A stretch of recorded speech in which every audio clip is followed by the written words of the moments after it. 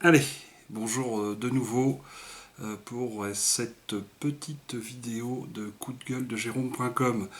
Un sujet que j'ai déjà abordé, qui a eu un franc succès mais qui m'a généré pas mal de retours et d'interrogations, concernait les ampoules à LED. Il s'est passé beaucoup de temps depuis ma première vidéo sur le sujet et aujourd'hui je vais juste revenir rapidement sur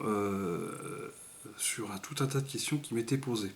À travers les questions qui ont été posées, je me suis aperçu que ma vidéo n'était pas très claire.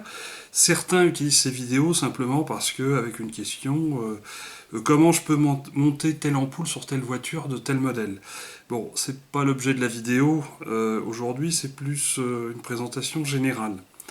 Euh, alors, je vais parler aujourd'hui, et il faut bien que je parle de quelque chose, des ampoules H4. Alors peut-être que vous ne savez pas ce que c'est qu'une ampoule H4, une ampoule H4 normale de voiture, comme il s'en faisait beaucoup.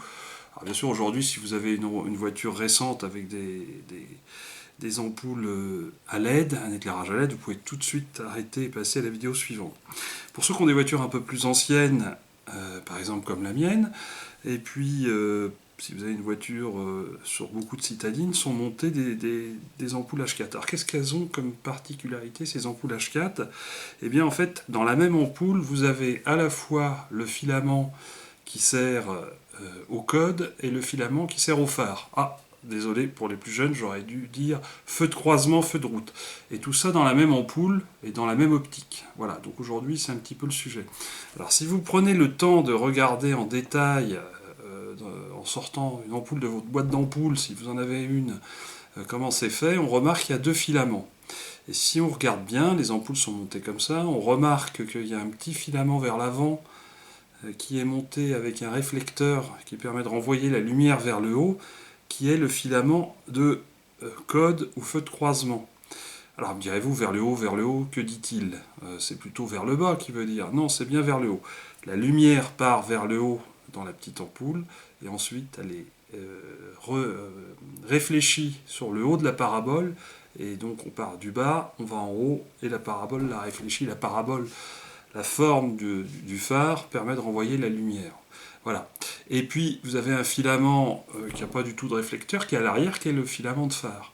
Et en fonction de si on est en code ou en phare, hein, on a trois connecteurs. On a une masse, bien sûr, qui est commune aux deux et qui est reliée aux deux filaments d'un côté. Et puis vous avez finalement une connexion pour les feux de croisement et une connexion pour les feux de route. Voilà. Donc ceci étant dit, vous pouvez, c'est quand même le sujet, trouver sur le marché des ampoules H4 et des ampoules H4 qui sont à LED. Ces ampoules H4, finalement, à quoi elles ressemblent? Eh bien, elles ressemblent en général, quand vous choisissez les bonnes, à mon sens, elles ressemblent à ça. Voilà, c'est des ampoules qui ressemblent à ça. Et elles ont quand même il y a quand même une énorme différence avec une ampoule normale, et je vais expliquer un certain nombre d'astuces. Déjà, vous voyez que la partie du culot est amovible, elle peut se mettre et se démettre. Donc ça peut vous aider à les installer. Ça, c'est le premier point. Puis vous remarquez que l'arrière est très large. Pourquoi? Parce qu'il y a un système de refroidissement. Voilà. Un système de refroidissement avec un petit ventilateur qui tourne pour extraire la chaleur. Ça a beau être des LED, ça chauffe quand même pas mal. Et puis vous avez une connexion qui s'en va vers le connecteur, un connecteur d'alimentation. Ça ressemble à ça. C'est ce que vous avez sur votre voiture à un moment donné et qui vient se connecter derrière le derrière. En fait, ce qui se passe, c'est que souvent, on rencontre un problème pour la plupart, c'est qu'on ne peut pas les monter parce que finalement, vous mettez ça dans le phare et vous avez un cache qui revient dessus, et puis tout est enfermé dedans. Et quand vous mettez ça, ça rentre plus. Alors, il existe une astuce pour pouvoir installer ça à un endroit où il y avait ça. Parfois, vous pouvez simplement utiliser ce genre de choses qui vous permet de remplacer le bouchon actuel par ce bouchon-là.